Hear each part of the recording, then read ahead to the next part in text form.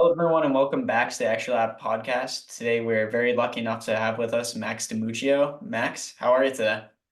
I'm doing well. Thank you for having me on. I'm excited to do a little interview here. Definitely. We talked about it a little bit before. If you don't know Max, Max has an extremely interesting story that I came about because of another source. We're definitely going to get into that today, and it should be some good stuff. Yeah. Max, I feel like the best way to get into it is just starting from the beginning. How did you get into running? Where did this all start? Yeah.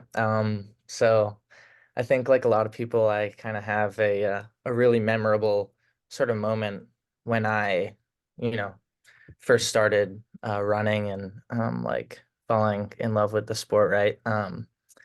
I was probably 6 or 7. My mom took myself and my two other brothers to the track that we grew up near.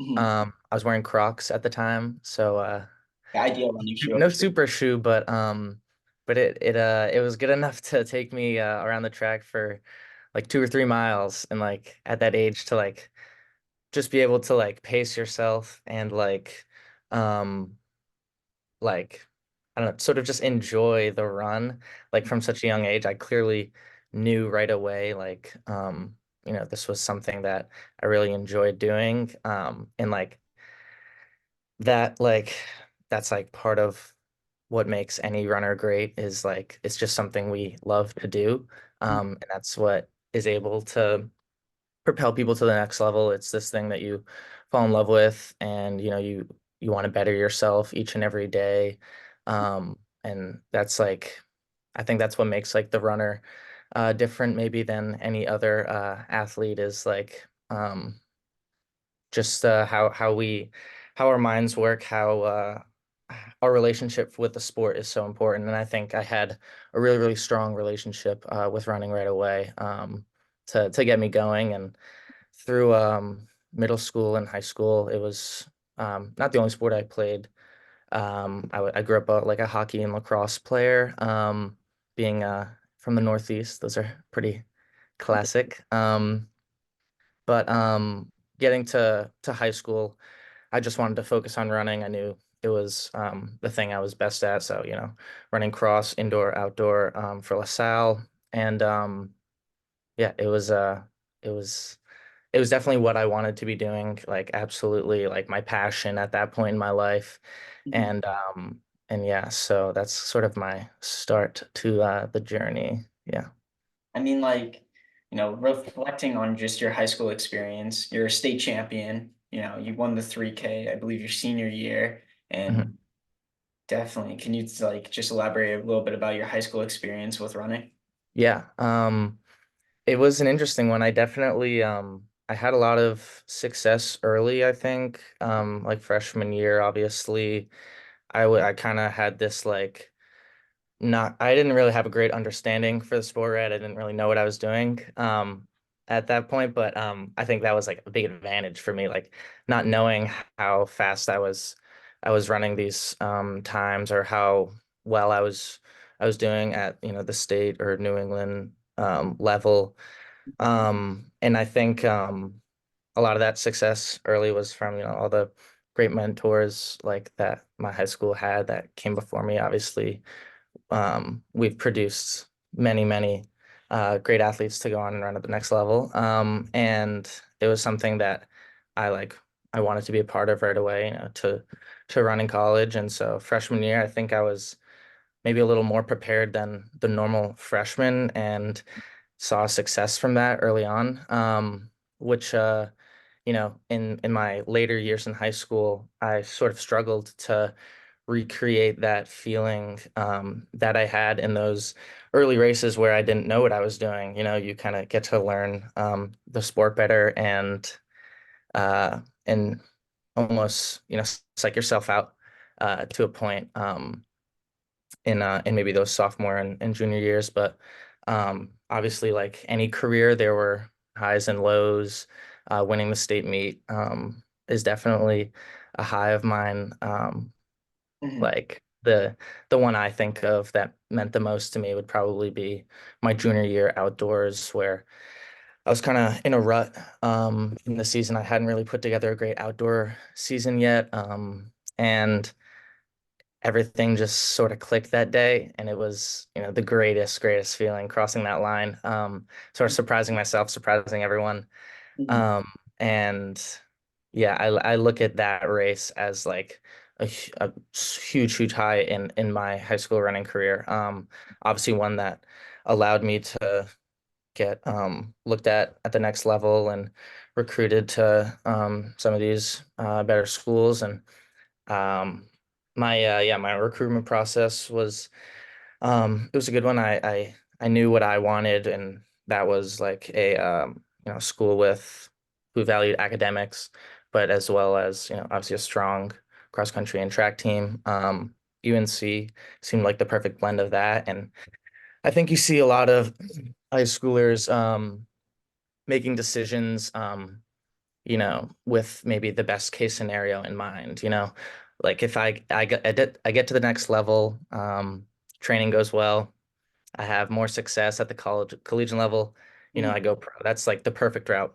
But what I did and what I encourage recruits to do is um, to think about, what if running goes away? It happens way more than you think, and it can happen to any athlete, right? Running goes away. What do you do now? Mhm. I'm still at UNC, right? I I put myself in a great position to get a great education. Like I was unfortunately like dealing with so many injuries, which so many athletes do when they get to this level. You get in this cycle um, where in the NCAA, it's you get hurt in cross country. Now it's we have to get you back for indoor. There's Mhm. always this urgency um, to get you healthy as soon as possible because it's this high pressure environment in college where you have to perform, you have to, be there's this standard to, always be healthy and improving. And so if you get caught in this injury cycle, which I see happen to a ton of kids, not just myself, Mhm. it's really hard to sometimes bring yourself out of that. And yeah, yeah, I forget what you even asked, but but that's to get you started maybe on a little bit of my recruiting journey and how I got to go to UNC. Yeah.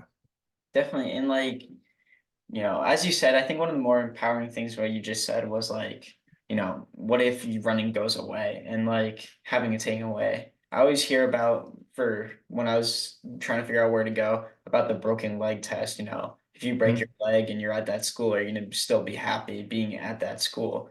And just like, as a runner, it's so easy to put yourself in a spot where it's, your life surrounding one thing and that one thing can be taken away, sadly. And like Absolutely. for you, could you go in like a little deeper about just what injuries you had to face? Yeah. There were plenty of them. I struggled a lot with stress related injuries. I think the total number that I called it at was 7. I had them in my not all at once, but in my tibia, metatarsal, and then towards the end they started to show up in my like femoral neck and sacrum. Mhm. Um, and at that point, they were coming on more more frequently than usual. I would kind of get one, take the appropriate amount of time off, and then run for like 2 weeks and get another one. So at that point, we were like, maybe there's, something deeper that we can look at, whether that's metabolically.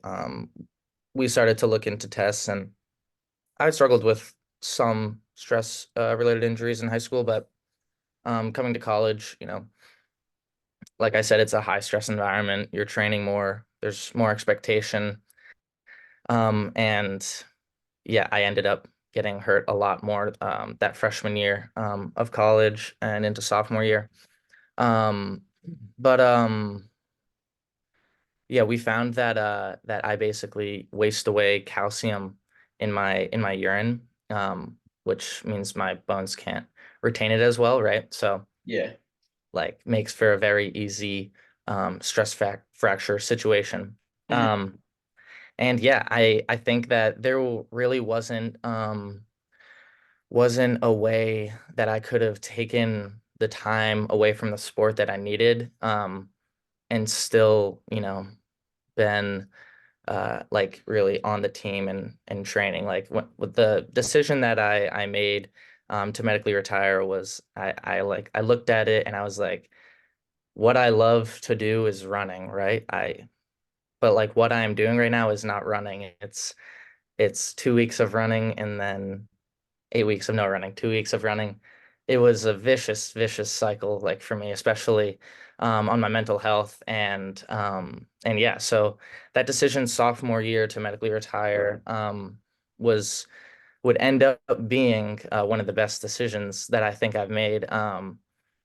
I had no plan to return to the sport at all. I really didn't know what to do at that point. It Mhm. was brutal. But I looked at, what I love to do, and I found out that like that's just exercising, like whatever that is, like it's being an athlete, and that's what is fun to me, right? That's why I loved running so much.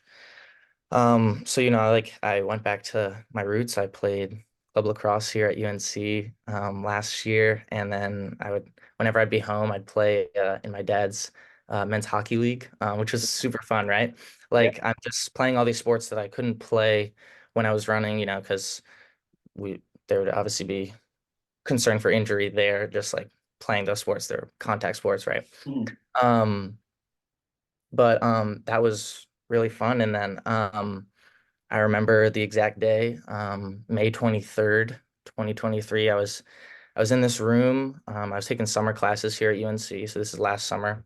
Mhm. And I just got this like crazy urge to go for a run.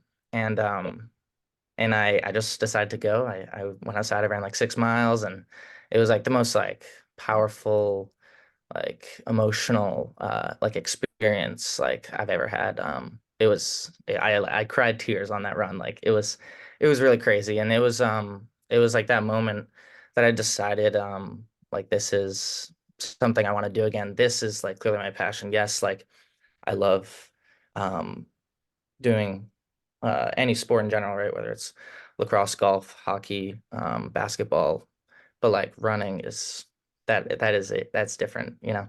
Yeah. It's got a special, special place in my heart. And so I started, slowly getting back into things, obviously aware that, there's this chance of me like just getting hurt again. And I just didn't know. I took a year and a half away, fully away from the sport with no intent in going back. And I guess it was just when my mind and my body felt that they were ready to return. And Mhm. so I did, and I'm lucky to not have gotten hurt again since then. I think it's been what, probably, I don't know, how many months do we have until May? 10 months maybe. Not a full year, but In there. through triathlon training, I have like just fully like changed the way for me to get in this fitness, in this shape Mhm. that like I want to be in. Obviously swimming and biking is it's not contact. Mhm. So you can really really push yourself, and which I is a part of running that I love to do. But the Mhm. reality is you can't push yourself, every day, sort of in the way you could on a bike or in the pool. And so juggling all three of those sports now, I'm able to, train at the level, at the intensity and volume that I've always wanted to, right? Like I think another reason why I got hurt so much was just the eagerness and like excitement I had about running. I wanted to run so much. I wanted to run 80 miles, 90, 100 miles a week. I never could though. My body wouldn't let me, right? But now like with training for triathlon, I can train 2, 3 times a day.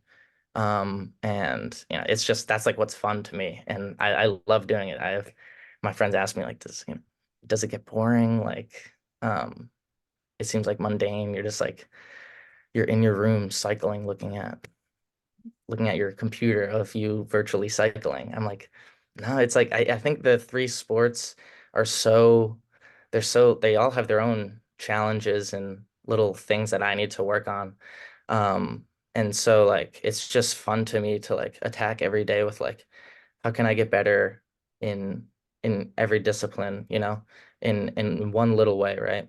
Obviously I learned how to swim growing up, but I have no real swim background, so that's probably the biggest challenge for me is, how can I get in the pool 6 times a week? Okay, I have to get in the pool 6 times a week. I've also got to probably bike 5 or 6 times a week to get, you know, the level of cycling I need to be at. And then I also am gonna run 5 or 6 times a week, and you add that all up, and you're obviously going to be doubling and sometimes tripling but it's like it's what I love to do, an ideal day for me is like train, class, train, like just staying super super busy is Mhm. like has me feeling infinitely better than say when I was recovering like just not doing much that's boring to me. So I'm so happy to like to be able to train this way again. So yeah. Yeah, and I mean, the first thing I gotta think of is like when you like were getting hurt, it must have been just such a love-hate relationship where you want to do the sport so much, but at that moment the body wasn't taking it. So on the day that you returned, was it what day was it, did you say? May 23rd of May last year. 23rd. When you returned on May 23rd, like was it weird kind of forgiving the sport of running or like just getting going? Yeah, I wouldn't ever say that I had a any bad feelings towards running, right? Because Mhm. this was an injury that I had that was like so just out of my hands and out of my control, right? Like this was something that my body does that like, it resulted in me getting hurt a lot. It just like it didn't feel like it was something that I did with running to like, to lead to all these injuries. So like I wasn't there was never like there was never any like hate towards running. I guess I had no plan on like coming back to running.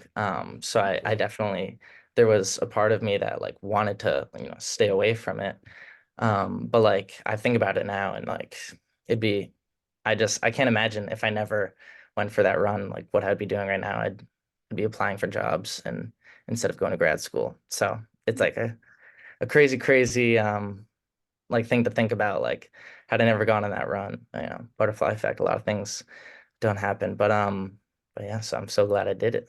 Yeah, and a lot of people who are be in your situation, or a lot of people who are dealing with the stress fracture bug, kind of have like, it's their swan song, but for you, it's just kind of a pivot into a new world of opportunity. And like, what got you into a triathlon specifically? Was it the three dual sports or? Yeah, I certainly biked a lot when I was hurt. It's yeah, I'm definitely a little bit of an experienced biker, so I knew that, I had those two, and I figured like, I mean, I know that I'm not like just a runner, right? Like I'm this whole athlete, and I think that's what a lot of people need to remember when struggling like this or having to step away from the sport is that like you are not just a runner, like you're an athlete, right? Mhm. So when I think about, all the sports that I like can play and, be decent at, I think like, why not do the sport that combines, three, one of which I'm, very well experienced in. I figure like why not me? Like why can't I learn to swim really well, right? Like Mhm. swimming is definitely a very difficult thing to pick up in your adult life. but it's been a fun challenge. I like I think it was triathlon was something I always maybe had in the back of my mind. But like when getting hurt in high school and in college, but yeah, to just go for it and kind of jump in was really a crazy experience. Obviously, like it's a sport where you need a lot of stuff. So like I've just slowly been acquiring all the stuff. And yeah, it's been really fun to just like jump into this new sport and like just learn everything. Like runners, bikers, and swimmers are all so different. All the training is so different. There's stuff that you do in running that would be crazy to do in biking, and same thing that goes for swimming. It's just like it's fun to immerse yourself in all three sports, and like I said, it like really never gets mundane or repetitive or old for me because they're all so challenging in their own way. Yeah, and as a runner, I feel like a lot of runners kind of get fixated on like, you know, getting a good placement or getting a good PR, where, they kind of don't realize just the thrill of running itself. And I feel like a lot of people, it takes an injury or, a little bit to really find that appreciation, understand it's more than just a time. So for you, taking like a year and a half off, how would you just like explain to people, just enjoy the sport you have? Yeah, I think the best thing you can do is just like try to forget about all those metrics, all the stuff on Strava and trying to make all that look good and just like getting outside and like enjoying a run and like because like the best feeling in the world, feeling that we all chase is those times and the success. But like you have to like fall in love really with the whole sport in order to like to see those out like and that includes like doing all the little things like you cannot just run right and expect to have success in running. There's so much around it, like diet, sleep, stretching, different strength exercises, like that make a great runner. It's like so you have to, I think, really fall in love with the entire, all the elements of the sport. Yeah. Yeah, definitely, for sure. And like, I think, I mean, most runners usually, even in between, take seasons off, like maybe not seasons off, but like 2 weeks off, maybe a week off, a little bit. And I feel like for a lot of runners, maybe it gets tough during that time, being removed for the sport. So like, how do you like even go about taking an extended period off like yourself?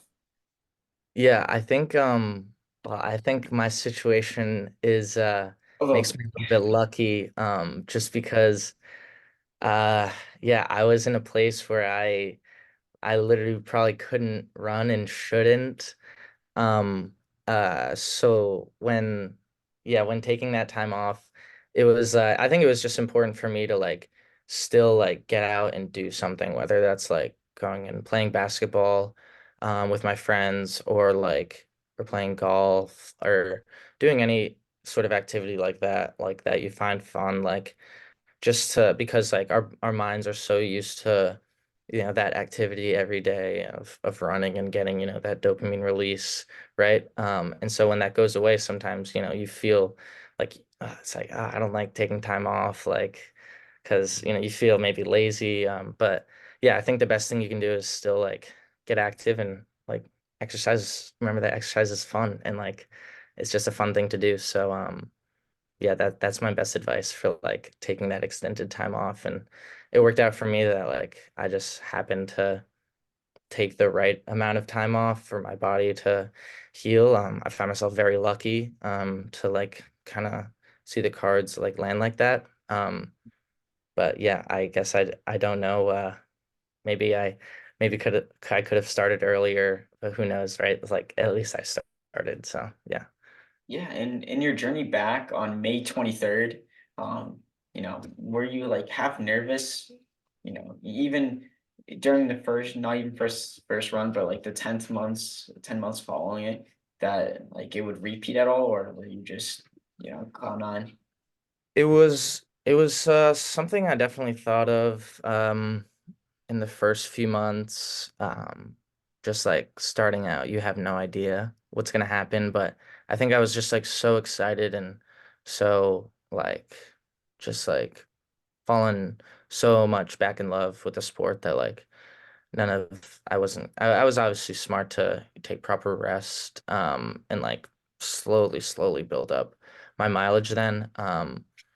But yeah, I was just so happy like to be running that I never really worried Mhm. um re-injuring myself like that. So I'm extremely lucky to have made it this far and had to have like found triathlon to Mm. sort of keep my mind from just running and maybe repeating the cycle. So yeah. Yeah, and at least the impression I've been given about NCAA running is it's kind of like a runaway train where, if you get an injury or two, it's not the end of the world, but becomes all the harder to catch up to that train. And, is like was that kind of the experience at UNC where it just was kind of tough? Um yeah, I think maybe even at all programs you see some guys are just able to maybe stay healthier than others, right? And or some guys are really good at managing their injuries and like I guess maybe pushing themselves right up to the point where um they might get hurt and then being able to recognize that, back off a little bit and keep that high level of fitness. But yeah, for me, I wouldn't say like the train got away from me. It was more like I couldn't even like get on the train. Like I couldn't even run for a few weeks, right, without getting hurt. Like I wasn't even concerned or worried with, oh, I need to start, running soon so that I can get in shape to, run at ACCs. That was not my mind. It was like I need to be able to run for a few months straight, and not have and be pain free. That was what my like main focus was, and so yeah, it was I think definitely I understand where you're coming from. I think at a lot of programs that might happen to some people. But yeah, I mean the best thing you can do though is fully let your body recover and like really start from ground zero on and letting your body get all the way uh healed as it needs to be. Yeah. Definitely. And as a runner, what is it like for you in particular getting into like the swim world? Because I feel like swimming is way different than running. Swimming is a crazy sport. It's yeah, it's so difficult to get the technique right. That's something that I'm focusing on a lot is just like I need to, get better form so that I can build the fitness to swim with the top guys at a triathlon. But yeah, it's like it's kind of opposite of running, you take away every stimulus, running, you can see nature around you. You can, hear whatever nature or um, the swimming, you get all that taken away. You're looking at a black line. You're not hearing anything. Hmm. Yeah, it's just you're repetitively breathing in this rhythm. It's it's like it's something that I struggled with at first. Like I didn't like I don't think love to swim as much as I maybe do now.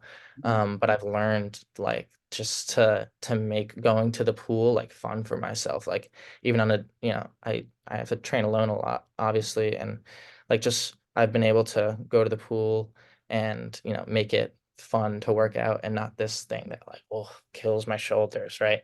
So I'm happy to have gotten to that place with swimming, and same thing with biking. It's like this it's something you fall like in love with, and like the more you do it the better you get at it. Hmm. It's it's like the better it is, right? The same thing with running. It's why so many of us love running. It's why I did, right? It's like it's something we're good at. And And so yeah, just like making sure I'm having fun when I'm on the bike and in the water is like been really important for my like discipline and being able to train like at the level I do every day. Yeah, and, have you competed in, a lot of triathlons thus far, or I've done a couple. You're right. So I started training this summer. I did a few this fall, but this spring I should be getting in more and trying out new distances.